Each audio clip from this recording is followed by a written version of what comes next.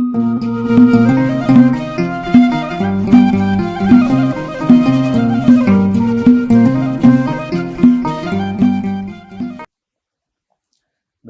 አብ ወወልድ ወመንፈስ ቅዱስ አሃዱ አምላክ አሜን። ብክርስቶስ ክርስቲያን ብወልድ ውሉዳን ዝተሰመኹም ስድራ ክርስቶስ ብዘፍቀረናን ብሓደ ወዱ ብኢየሱስ ክርስቶስ ዋጋ ዝዓደገና ፍጹም ሰላምታ ንሓንደለኹም ከመይ ኣለኹም? አሜን። ነቲ ንምሕረቱ መወዳእታ ንትዕግስቱ ወሰን ንፍቅሩ ዓቐን ዘይብሉ ልዑለባህሪ እግዚአብሔር አምላኽና ብድሓነ ሰላም ስለ ዝዓቀበናን ዝሓለወናን ከም ግብርና ዘይኮነስ ብምሕረት ዓይኑ እንዳተመልከተ ስለ ዝሓለወና ነዛ ሰዓት እዚኣ እውን ነዛ ዕለት እዚኣን ስለ ዘብፅሓና ክብርን ምስጋናን ኣምልኮን ስግደትን ሎምን ኩሉ ግዜን ንዕኡ ይኹኖ። ነታ ኣማናዊ ፀሓይና ኢየሱስ ክርስቶስ ዝበረቐላ ምብራቅ ቅድስት ድንግል ማርያም ክብርን ምስጋናን ንዓኣ ይኹን። እግዚአብሔር ስለ ዝፈቀደልና እግዚአብሔር ስለ ዝረሓርሓልና ሕጂ እውን ቃሉ ክንሰምዕ ቃሉ ክንመሃር ቃሉ ክንፍትሽ ቃሉ ክንምርምር ስለ ዝፈቀደልና ናይ ሎሚ ትምህርትና ኣብ መጽሓፈ ምሳሌ ምዕራፍ 2 ቁፅሪ 20 ዘሎ ሃይለ ቃል ክኸውን እዩ። ቃሉ ከምዚ ይብል፣ ንስኻ ኣብነት ናይቶም ሰናይ ዝገበሩ ሰባት ተኸተል፣ ንመንገዲ ጻድቃን እውን ሓልዋ። መጽሓፈ ምሳሌ ምዕራፍ 2 ቁፅሪ 20። ስለ ቃላቱ ስም እግዚአብሔር አምላኽና ዝኸበረን ዝተመስገነን ይኹን። መጽሓፍ ቅዱስ ከም ዝነግረና ወይ እውን በዚ አልዒልናዮ ዘለና አርእስቲ መሰረት ብምግባር ንትምህርትና ዝኸውን ወይ እውን ነዚ አልዒልናዮ ዘለና አርእስቲ ኣብ 2 ነጥብታት ፈላሊና ትምህርትና ክንርኢ ክንፍትን ኢና። እግዚአብሔር ንዓይ ዝዛረብ አንደበት ንዓኹም ዘስተውዕል ናይ ውሽጢ አእምሮ ክበና ቅዱስ ፍቃዱ ይግበረልና። እምበኣር እቲ 2 ነጥብታት እንሪኦ እቲ ቀዳማይ ኣብነት እናይቶም ሰናይ ዝገብሩ ምኽታል ምስዓብ ዝብል ክኸውን እንከሎ እቲ ካልኣይ ነጥቢ ወይ እውን አርእስቲ እንሪኦ ንመንገዲ ጻድቃን ምሕላው ዝብል ክኸውን እዩ። መጽሐፍ ቅዱስና ከም ዝነግረና መጽሐፍ ቅዱስና ከም ዝሕብረና ብዙሓት ሰናይ ነገር ሰሪሖም ዝሓለፉ ኣቦታት ከም ዘለዉ ብኡኡ መጠኑን ሰናይ ዘይኮነ ነገር ሰሪሖም ዝሓለፉ ኣቦታት ከም ዘለዉ መጽሓፍ ቅዱስ ይነግረና። ንዓና ክጠቅመና ዝኽእል ንክርስቲያናዊ ህይወትና ከበርትዓልና ዝኽእል ግን ኣብነት ናይቶም ሰናይ ገይሮም ዝሓለፉ ምኽታል ስለ ዝኾነ ኣብነት ናይቶም ሰናይ ስዒቦም ዝሓለፉ ኣቦታት ህይወት ስለ ዝኾነ ነዚ ነጥብ እዚ መጽሓፍ ቅዱስና መሰረት ብምግባር ክንሪኦ ኢና። ቅዱስ ጳውሎስ ናብ ሰብ ዕብራውያን ኣብ ምዕራፍ 11 ጽሒፍዎ እንረኽቦ ሓደ ዘገርም ታሪኽ ኣሎ። ንሱ እቶም ናይ ብእምነት ጀጋኑ ኮይኖም ብእምነቶም ብርቱዓት ኮይኖም ንእግዚአብሔር ሰናይ ብምሕራይ ሰናይ ነገር ብምግባር ደስ ኣቢሎም ዝሓለፉ ኣቦታት ኢና እንረክብ። ቅዱስ ጳውሎስ ዝተወሰኑ ኣቦታት እኳ ታሪኾም እንተነገረና ነገር ግን ናይ ኩሎም ኣቦታትና ታሪኽ ንክጽሕፍ ግዜ ስለ ዝሓፀሮ ግዜ የብለይን ክብል ንሪኦ ማለት እዩ። ስለዚ ሎሚ ንሕና እንሪኦ በዓል እውን ናይ ጻድቅ ኣቡነ ኣረጋዊ ጻድቅ ስለ ዝኾነ ኣብ ቁጽሪ 38 ዘሎ ሃይለ ቃል ክንርኢ ኢና። ዕብራውያን 11 ቁጽሪ 38 ከምዚ ይብለና ዓለም ንዓኣቶም ዘይትበቅዕ ስለ ዝኾነት ኣብ ምድረ በዳን ኣብ እምባባታትን ኣብ ባዓታትን ኣብ ጎዳጉድ ምድርን ኮለል በሉ ይብለና። ነዞም ኣቦታትና እናበልና እንምክሓሎም ነዞም ናይ ክርስትና ህይወት መስትያትና ኢልና እንጽውዖም ኣቦታት መጽሓፍ ቅዱስ ዝነግረና ሰብ ዓለም ከፍቅር እንከሎ ሰብ ደድሕሪ ዓለም ክስዕብ እንከሎ ንሶም ግን ዓለም ንዕኦም ከም ዘይትበቅዕ ፈሊጦም ካብ ደድሕሪ ዓለም ምኽያድ ካብ ምስ ዓለም ምጓዓዝ ተኣልዮም ቃል እግዚአብሔር ስንቂ ገይሮም ፍቅሪ እግዚአብሔር ኣጽዋር ገይሮም ንዓለም ጠንጢኖም ንእግዚአብሔር ጥራይ ከም ዘስመሩ ንእግዚአብሔር ጥራይ ደስ ከም ዘበሉ ቅዱስ ጳውሎስ ይነግረና። ቤተ ክርስቲያንና ከም እትምህረና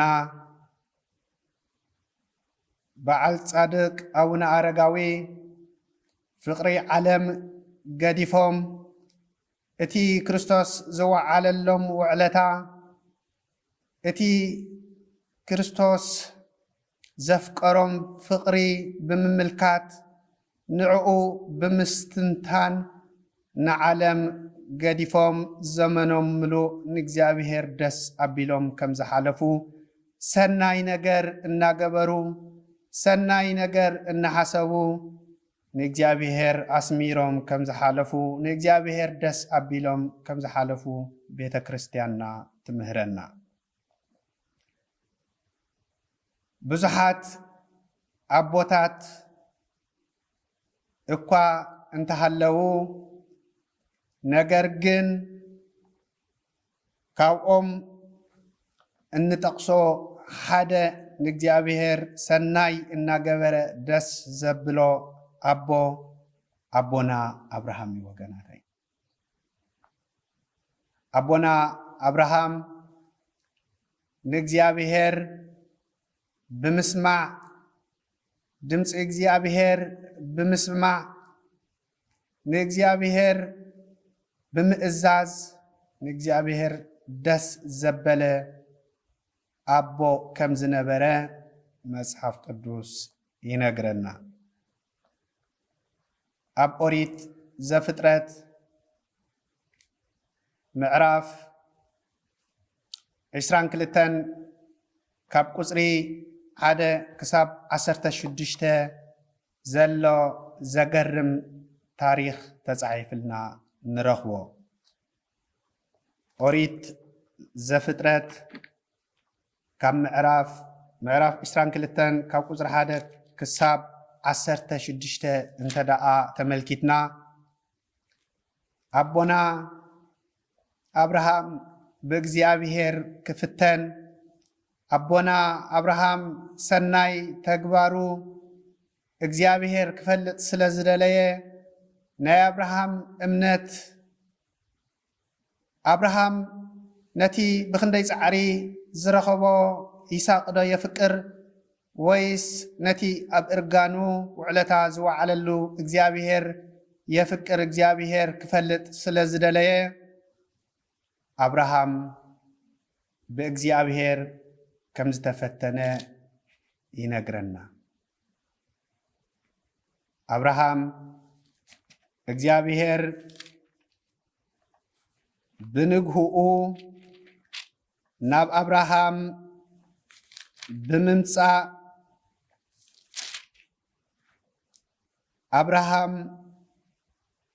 አብርሃም ነቲ እትፈትዎ ሓደ ወድኻ ይስሐቅ ሒዝካ ናብ ምድሪ ሞርያ ኺድ ኣብኣ ድማ ኣብ ሓደ ካብቲ ኣነ ዘርእየካ ጎቦታት ዝሓርር መስዋዕት ጌርካ ኣቅርበለይ ክብሎ ንሪኦ ማለት እዩ። አብርሃም ነዚ ከቢድ ፈተነዚ ነዚ ብርቱዕ ሕቶዚ ክሓስወልየ ኸይበለ ከየሰላሰለ ምስ ንዘመዳቱ ኣዝማዱ ኣኪቡ ምስታ 9 ወርሒ ዝተሸከመት ሳራውን ከይተማኸረ ንጽባሒቱ አንጊሁ አድጊ ጽዒኑ ንይስሐቅ ብምሓዝ ንይስሐቅ ሒዙ ዘድልዮ ነገራት ንመስዋዕቲ ክኾነ ዝኽእል ነገራት ብምሓዝ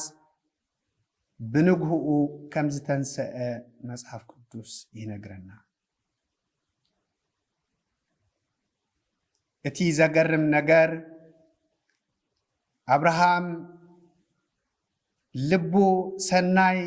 ነገር ዝመልአ ስለ ዝነበረ አብርሃም በእግዚአብሔር በትእዛዝ እግዚአብሔር ደስ ዝብሎ አቦ ስለ ዝነበረ ኣብ መንገዲ እንዳተጓዕዙ ካብ ወዱ ይስሐቅ ሓደ ዓብይ ክፍትን ዝኽእል ሕቶ ተሓተ። ይስሐቅ ንኣቦኡ ንአብርሃም አብርሃም አቦይ ኩሉ ነገራት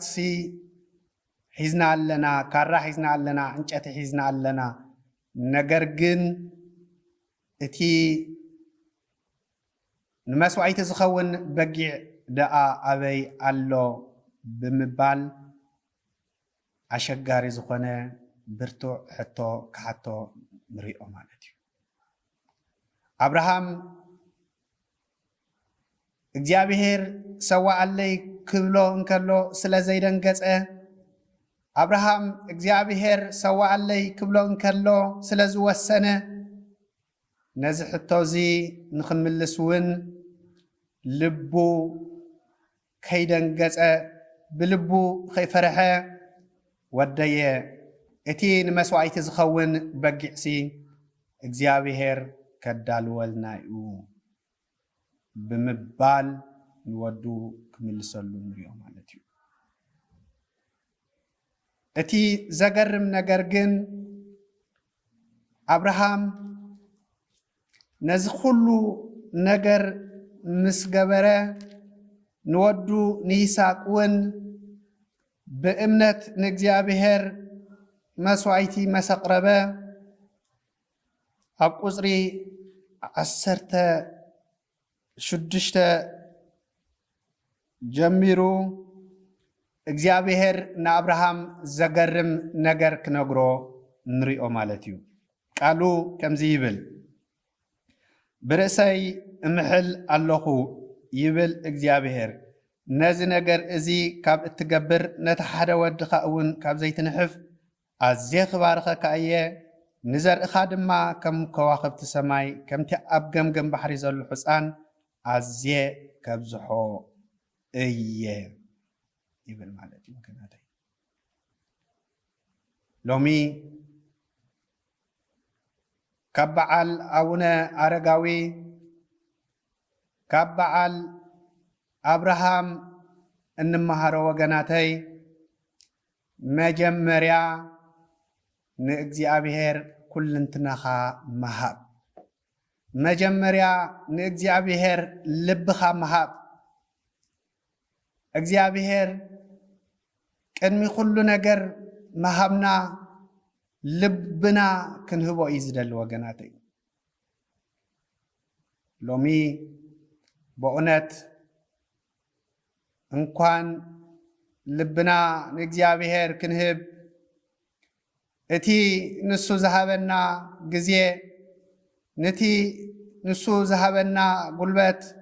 ነቲ ንሱ ዝሃበና ኩሉ ነገር ንእግዚአብሔር ከይንህብ ሎሚ ኣነ ንስኹምን ወሲና ኢና ንመስል ዘለና ስለዚ ልብና ብምሃብ ጊዜና ብምሃብ ጉልበትና ብምሃብ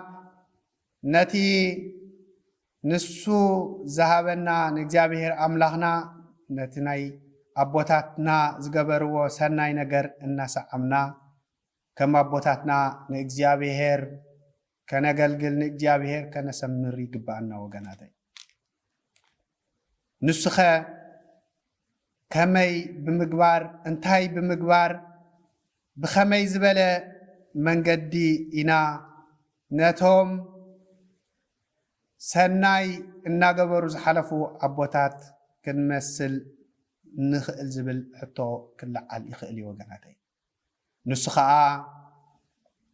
ቃሉ ብምስማዕ መጀመርያ ቃሉ ብምስማዕ ቃል እግዚአብሔር ብምስማዕ ነቶም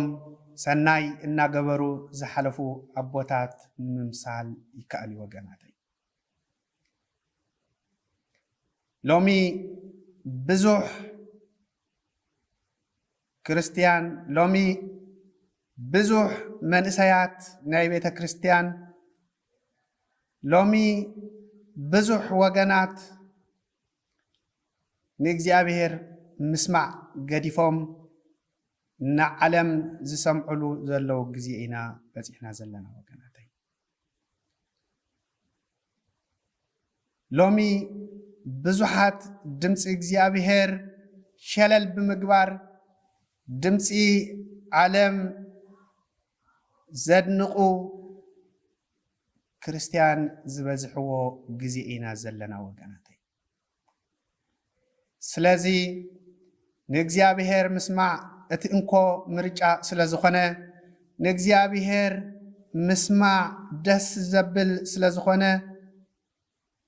نغزيابيهر مسمع ككل دخام زدحن سلازخونه كمتم أبوتاتنا نغزيابيهر كنسمع يقبعنا أب قدوس لوقاس صحيفو النرخبو أمعراف عسرته قصري 38 زقرم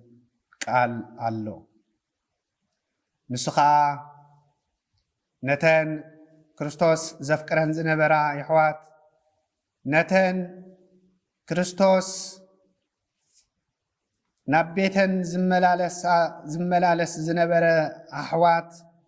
ناتن تاريخ بزقرم قدوس لوقاس صحيفلنا نرخبو مالتيو كريستوس كيدو أبز مهرلن زنبرا قالوا أبز اسمعن زنبرا اتن كلتا أحوات أبتي زنقر زنبرا قال زتفلاليه الرأي زنبرا اتا مريم اتبهال قالوا مسمع دس زبلاس لزنبرة قالنا كريستوس كتسمع دس تاي فترة لاس لزنبرة أو اجري كريستوس كوف إلى قالوا تسمع كم زنبرة وانجلاوي قدوس لوقاس ينقرنا مارتاغن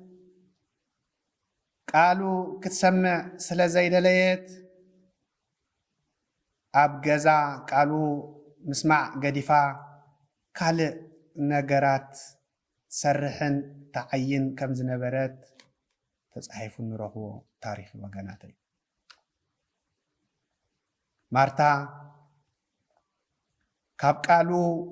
قالوا نخي تسمع تقبر زنبرات كي أخلا نتا بقالوا عريفة زنبرت حافتا نعاء نختمثل نكريستوس نماريام حقزيا مسأ نفتن بلي نخبلا نخجددا زتزاربتو زربا قدوس لوقاس مزجبلنا نرخوي نكريستوس مارتا ጎይታይ ኣነ እንዳደኸምኩ ኣነ እንዳፅዓርኩ በይነይ ክፅዕር እሳ ኮፍ ኢላ ቃልካ ክትሰምዕሲ ግደይ የብልካን እንዲሁ ሓግዝያ ኣይትብላን እንዲኻ ብምባል ክስ ከተቕርብ ንሪኣ ክርስቶስ ግን ዝመለሰላ መልሲ ብጣዕሚ ዘገርም እዩ ነይሩ ወገናተይ ማርታ ማርታ ማርያም ንዓይ ምስማዕ ከም ዘዋፅእ ንዓይ ምስማዕ ረብሓ ከም ዘለዎ ንዓይ ምስማዕ ንዓይ ሰሚዕኻ ሰላም ዕረፍቲ ምርካብ ዘይውሰድ ሓጎስ كم زخانة عيتفلت اندخي بمبال نمارتا كمل سلا نريئو وقناتي لومي نحنا كم كريستيان متأن نحنا لومي كم دك بيتا كريستيان متأن وقناتي قال كريستوس تراي كنسمع قال كريستوس تراي سمعنا كنوسن قال كريستوس تراي سمعنا نتوم سناي زقبرو أبوتات نخين سمع نخين مهار أبزوريانا كمارتا بزحات وقنات كهلو يقول يوم نقرقن مصحف قدسنا كم زنقرنا مارتا زحريتو حريت ماريا ማርታ እትኽተሎ ዝነበረ መንገዲ ክውሰድ ዝኽእል ክጠፍእ ዝኽእል ማርያም ዝሓረየቶ ግን ማንም ካብኣ ክወስዶ ከም ዘይክእል ማንም ክሕድጋ ከም ዘይክእል ክርስቶስ ንማርታ ክምልሰላ ንሪኦ ማለት እዩ። ስለዚ ሎሚ ኣነ ንስኹምን ወገናተይ በእውነት ምርጫ ማርታ ክንመርፅ ይግባአና። መንገዲ ማርያም ክንክተል ይግባአና። ማርያም ዝሓረየቶ ሕርየት ክንሓሪ ይግባአና ወገናተይ።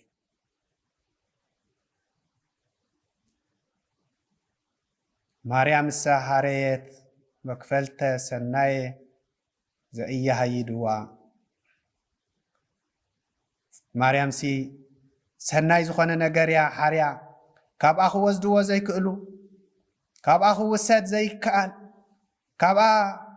ክሕደግ ዘይከኣል ሰናይ ነገር እያ ዝሓረየት እዩ ዝብለና ወገናተይ። ሎሚ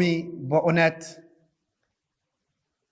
ኣብ ዙርያና ዘለው ሰናይ ነገር ክንሰምዕ ዘይደልዩ ነገራት ዘይኮነ ክንሰምዕ ዘለና ሎሚ ክንሰምዖ ዝግባአና ነቲ ንዕኡ ሰሚዕና ሰላም ክንረክብ ነቲ ንዕኡ ሰሚዕና ዕረፍቲ ክንረክብ ነቲ ንዕኡ ሰሚዕና ምድሓን ክኾነልና ነቲ ንዕኡ ሰሚዕና መንገዲ ቅዱሳን ክንጓዓዝ ዝደለየና እግዚኣብሔር ኣምላኽና ክንሰምዕ ንግባአና ወገናት። ምክንያቱ ዓለም እንተ ንሰምዓ ዓለም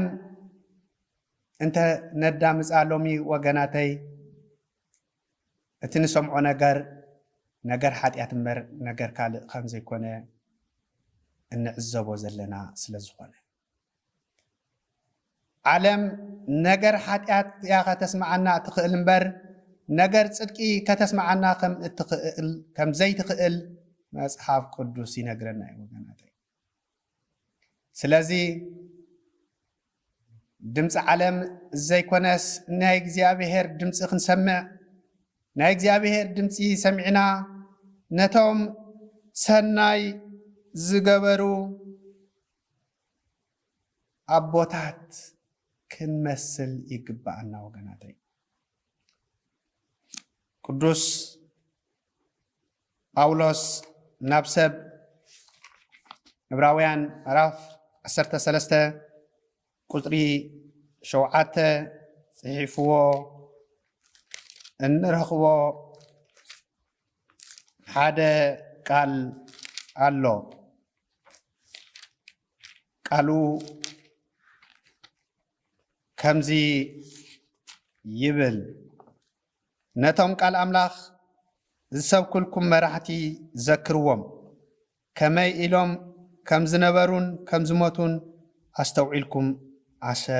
ኣሰር እምነቶም ሰዓቡ። ነቶም ዝሓለፉ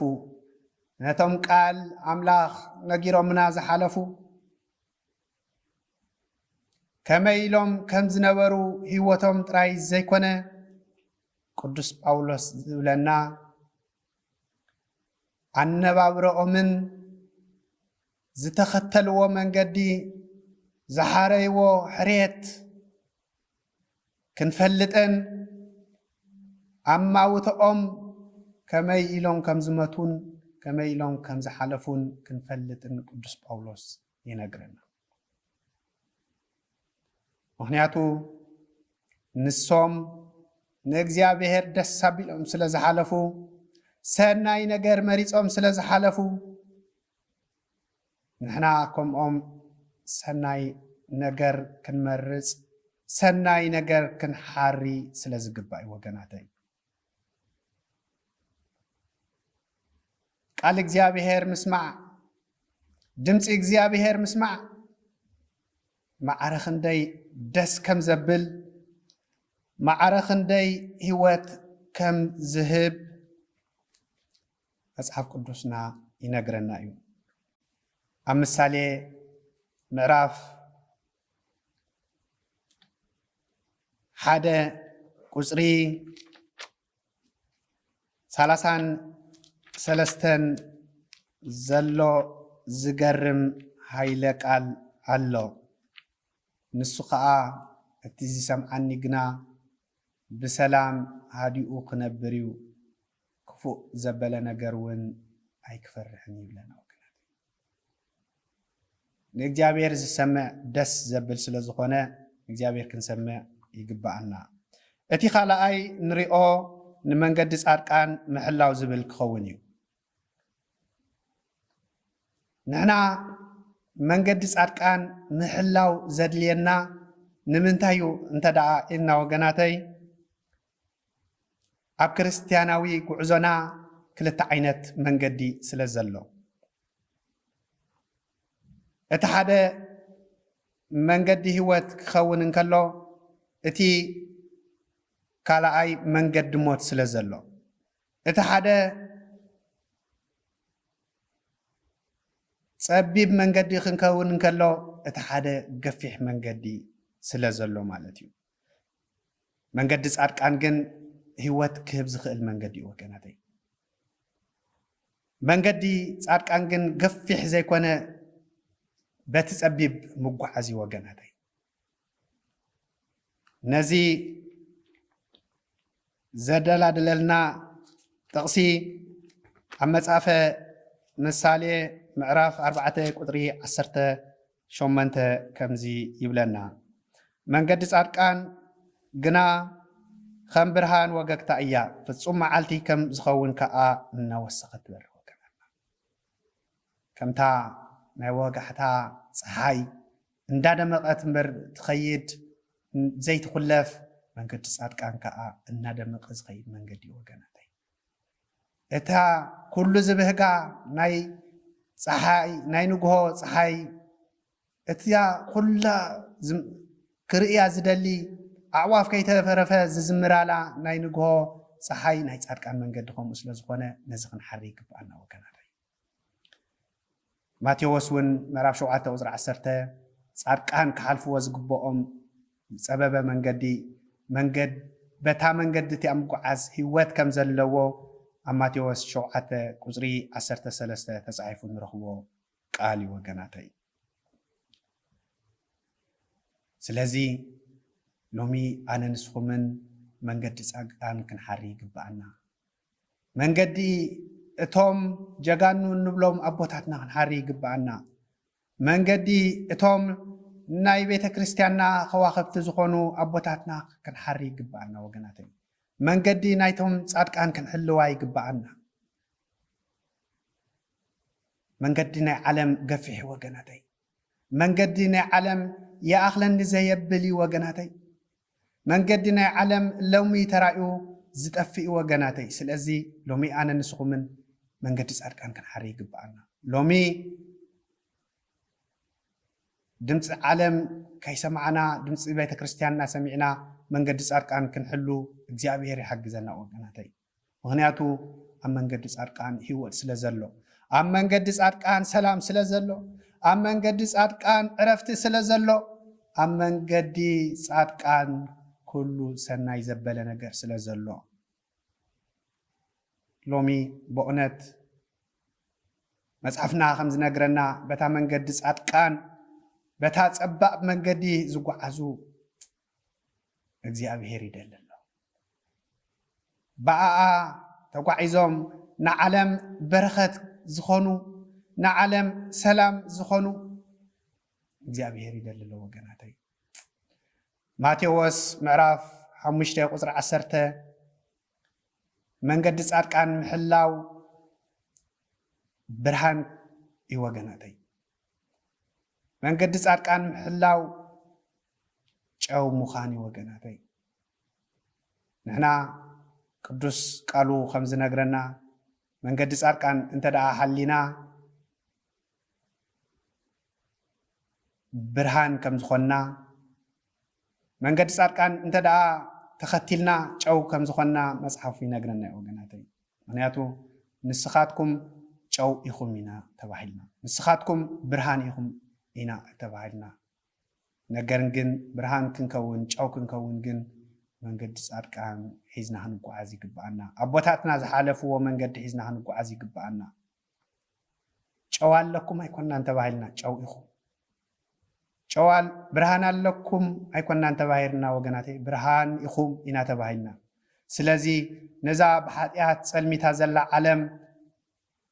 መንገዲ ጻድቃን ብምሕላው ብርሃን ክንኮና ይግባአና ወገናተይ ነዛ ብሓጢያት መሪራ ዘላ ዓለም መንገዲ ጻድቃን ብምሕላው ጨው ከይና ከነመቅራ ይግባአና ወገናተይ ምክንያቱ ንዓለም ሎሚ ተስፋኣ ንሕና ኢና ሎሚ ንዓለም ካብ ክርስቲያን ወፃኢ ተስፋ የብላን ወገናተይ ናይ ነገስታት ኣኼባ ናይ ነገስታት ኣጀንዳ ናይ መንግስታት ዓላማ ናይ መንግስታት ስብሰባ ኣብ ሰሙን ኣብ ወርሒ ዝግበር ንዓለም ብርሃን ወይ እውን ንዓለም ክጠቕማ ዝኽእል ነገር የለን ንዓለም ክጠቕማ ዝኽእል ንዓለም ሰላም ክህባ ዝኽእል መንገዲ ናይቶም ጻድቃን ሓልዮም ዝጓዓዙ ሰባት ወገናተይ ንዓለም ክጠቕምዋ ዝኽእሉ እቶም ኣብ መንገዲ ጻድቃን ደው ኢሎም ዘለዉ እዮም ስለዚ ንሕና ኣብ መንገዲ ጻድቃን እንተደኣ ተመላሊስና ኣብ መንገዲ ጻድቃን እንተደኣ ተጓዒዝና ንዓለም ንሕና ኢና በረኸታ ወገናተይ ንዓለም ንሕና ኢና ሰላማ ስለዚ መንገዲ ጻድቃን ክንሕሉ ቤተ ክርስቲያንና ትነግረና መጽሓፍ ቅዱስና እውን ይምህረና ኣብ መንገዲ ጻድቃን ዘሎ ሰላም ኣብ መንገዲ ጻድቃን ዘሎ ሓጎስ መንገዲ ጻድቃን ከመይ ዝበሊኦም ዝሕልውዋ ንኽነግረና ነቢይ ሆሴዕ ኣብ ምዕራፍ 14 ቁጽሪ 9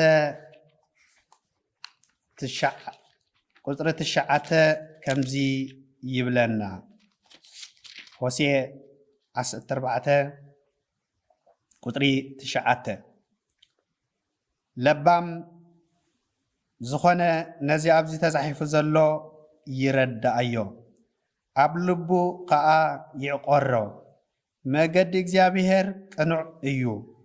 ጻድቃን ብእኡ ይመላለሱ ሃጣኣን ይዕንቀፉ ስለ ዘይቅበልዎ ከዓ ይወድቁ ይብለና ወገናተይ መንገዲ እግዚኣብሔር ቅኑዕ መንገዲ እዩ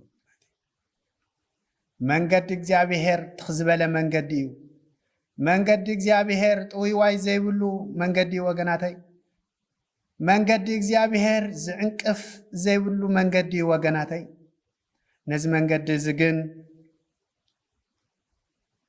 ጻድቃን ጥራዮም ዝመላለስዎ በዚ መንገዲ ዝግን ቅዱሳን ጥራዮም ዝመላለሱ ወገናተይ ስለዚ በእውነት ከይንዕንቀፍ ከይንወድቅ